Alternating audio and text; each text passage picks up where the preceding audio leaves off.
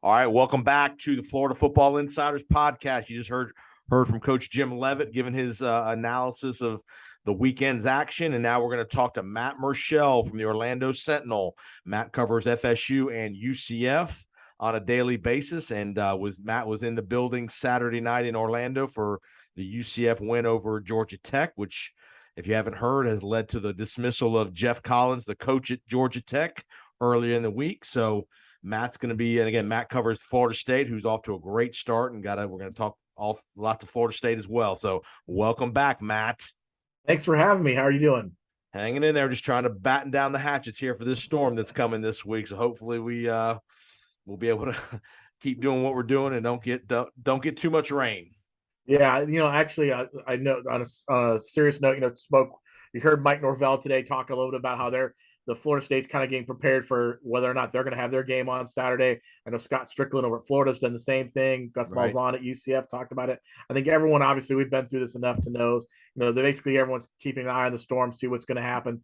Feels like maybe it's going to pass before all those games are set, and that maybe it won't be too much of an interruption and people won't be hampered by it. Right, like that first question.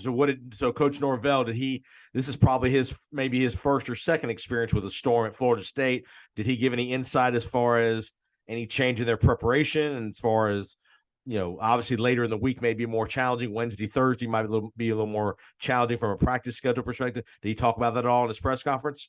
Not really. We did say is that the administration, Michael Alford, the athletic director of the administration, I guess met, on Sunday night. I guess they spoke with the ACC, kind of coming up with some sort of alternate plan in case something were to happen. Obviously, you got to have something in place. I'm not sure whether that would involve, moving the game to a different weekend or moving, to a different site. That could always be something that's being discussed. But actually, Mike Norvell said, listen, we're just preparing to play this game. We're going to go out and practice.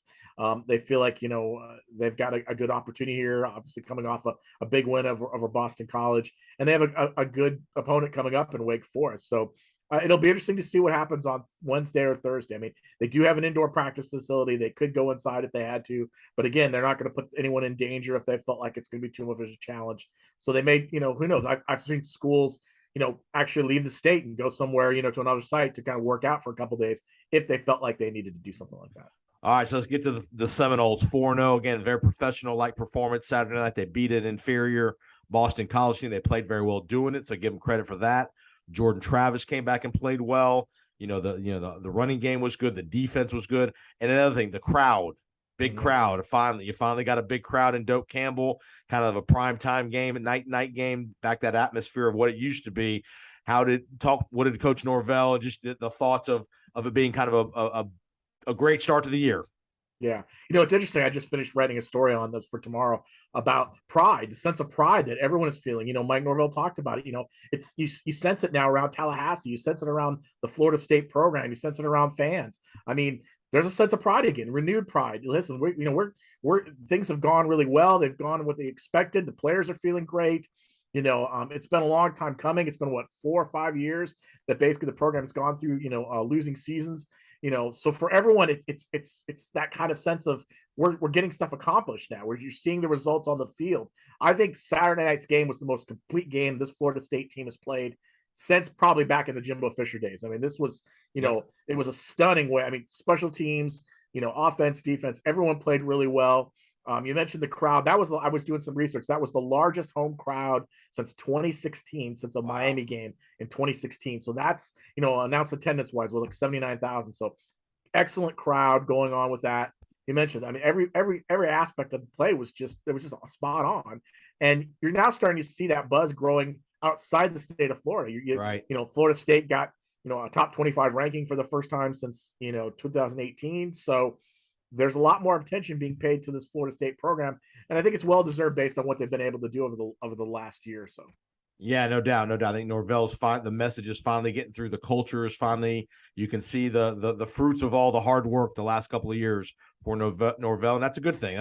That's a way to build a program. And again, I don't think anybody had any questions about could it happen. It's just you want to see it happen. Now you're seeing it happen. So great. Let's talk about the gauntlet coming up the next 3 weeks. This is where you'll really know Florida State's really back, or where they're at really in the next 3 weeks. You got Wake Forest, this Saturday. You got NC State, and then you got Clemson coming to town the next 3 weeks.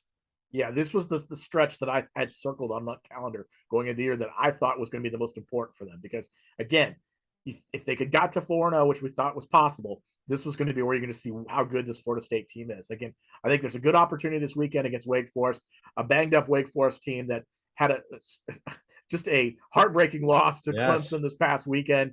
Sam Hartman, obviously had put up some big numbers, but again, wasn't able to get the job done. They come down to Tallahassee. I think a lot of the Florida State fans feel like this is an opportunity maybe to get this Wake Forest team kind of reeling.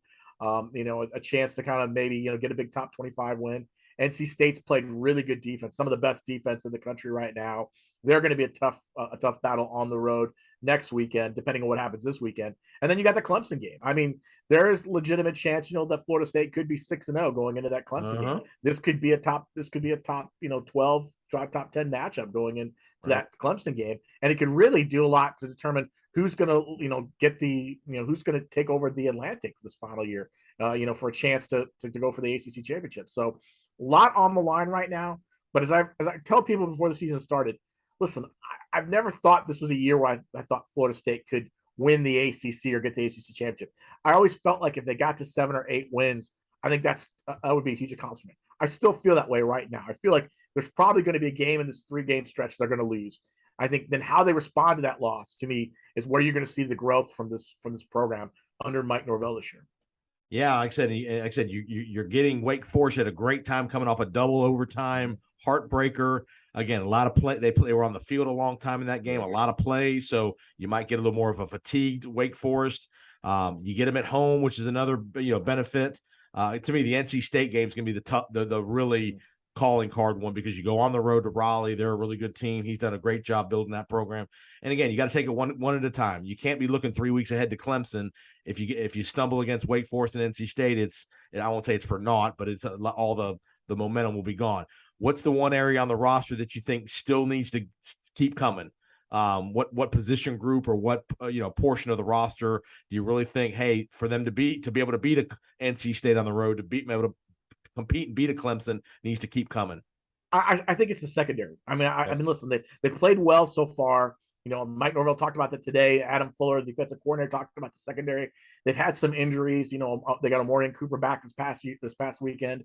They need guys to step up. They're going to get challenged. Listen, the next 3 weeks, they're going to get challenged by some of the best quarterbacks in the ACC. You mentioned Sam Hartman. You got Dennis Leary next week. And then you got DJ Uiagalelei in Clemson. So they're going to get challenged. Right. So they're going to have to find a way to shut down some of those elite receivers those teams have, and make sure they don't give up big plays. We know the linebackers are solid. They can play well. We know the front line has done a really good job defensively. If they get Jared Verse back at some point, I think that's going to only help them out. They need to continue to pressure the quarterback. I think that extra pressure will kind of help them out. So to me, that's where the concern. Offensive line is held up. Even though they've had some injuries, they've had enough depth now. They can move guys around. Mm-hmm. The running back situation is unbelievable if you think about it and what they've been able to do. And then Jordan Travis has played well. As long as he's healthy, and it looked like he was healthy very much so against Boston College, that I think they've got a legitimate chance on all 3 of these games. But again, that secondary to me is the weak link that really needs to step up and perform.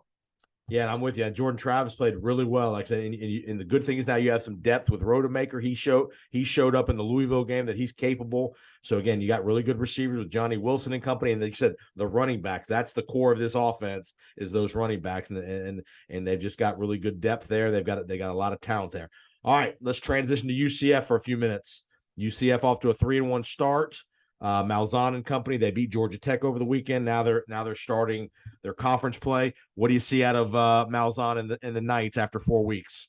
Well, it's funny because if you look at the message boards, UCF fans, you'd have thought they'd lost this weekend. I mean, I know it wasn't a pretty game. Listen, I was there. It was not a pretty game. I think John Rice Plumlee had 48 yards or something like that passing. They didn't look very good offensively. Really, the special teams saved them in that game. If they don't get the block punt, at the start of the first half, and turn it into a touchdown, I'm not necessarily sure how this game would have gone. They've got to continue to get him to grow. I mean, he needs to get better. I think we've seen good John Rice Plumlee, and we've seen bad John Rice Plumlee, and I think that's the development that needs to happen right now. Because if he's on his game and in they're the playing passing well, game, in he's the a passing great game, runner. yes, He's a great runner. Sorry, in the passing game, if they can get that passing game going again, like they did against FAU, I think this offense can be very explosive. When they don't, they struggle, and they struggle running the football. And their offensive line at times hasn't been as strong as I thought would have been going into this season. So far through the first 4 games, I mean, yeah, things have been okay. Defense has really kept them in games, and their special teams is stepping up. So those are all going to be keys moving forward. They've got a big game this weekend against SMU. Yes. SMU is going to try to put up a lot of points. They're going to try to throw the ball a lot as well and use tempo. So they need to find a way, if you're UCF, to kind of control that tempo. Yeah, I mean, again, the non-conference stuff's pretty much over now. It's all conference games for the rest of the way. Where do you see them falling in the AAC kind of hierarchy? Yeah, I think right now, because what Cincinnati struggled a little bit, Houston struggled too. I think they're still right in the mix. I mean, again, they can't they can't falter at some point. They can't fall. And this is going to be a challenge this weekend against SMU, because SMU is a good team. So they're still right there. They're very much control their own destiny in that regard. I know the people were disappointed with the loss to Louisville, but again, non-conference, that's not okay. That takes you out of the picture for the playoff stuff. Right. But you can still play for the conference championship. So they're still in the mix, and they face Cincinnati down the road. So that, they're going to have an opportunity to play the best team in the AAC right now. So they still control of that. They just got to get healthy, and they got to get Plumlee back to kind of where he was a couple of weeks ago. No doubt, no doubt. All right, Matt, like I say, a lot of enthusiasm heading into Tallahassee this next 3 weeks. Be an exciting, couple weeks, especially if they keep winning and building up to that Clemson game. If they can somehow win that game in Raleigh, that Clemson game will probably be an ESPN primetime or an ABC primetime game. Maybe even College Game Day might be in Tallahassee for that Clemson game if both of them keep staying undefeated. Tell everybody where they can find John Line, all your great work. Yeah, OrlandoSentinel.com, or you can follow me on Twitter, OS Matt Murschel. Hopefully, fingers, everything knocked. Right. I'm going to be at the Wake Forest game this weekend, so we'll see how that games go. So, all right, Matt, stay safe, stay dry, batten down the hatchets and all that good stuff, and hopefully you'll be in Tallahassee on Saturday afternoon for the 3:30 showdown with Sam Hartman and the Wake Forest Demon Deacons. Appreciate the time and have a great week, sir. All right, thank you. You too.